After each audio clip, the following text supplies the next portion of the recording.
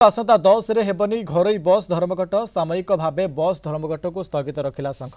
आसंता 30 तारीख पर्यंत आंदोलन को ओह्लाइब नाही घरोई बस मालिक संघ।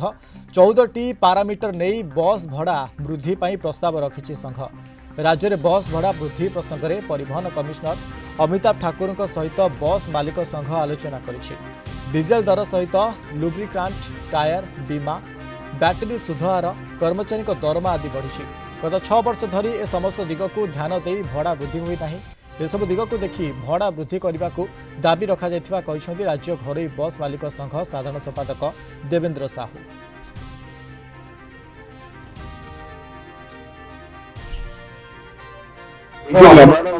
मेमोरांडम विषय आलोचना जो आइटम जो रेट गवर्नमेंट ट्रांसपोर्ट डिपार्टमेंट कहले मुझे एग्जामिन कर खूब शीघ्र गवर्नमेंट को रेकमेंड करें। आम विश्वास कर खूब शीघ्र निष्पत्ति हम ये चीफ मिनिस्टर और ट्रांसपोर्ट मंत्री पाखे फाइल अप्रूव पर हम से आज गोटे समय मागिले कहले जेहतु आर प्राइम मिनिस्टर आसुच्च आप समय दिखाँ।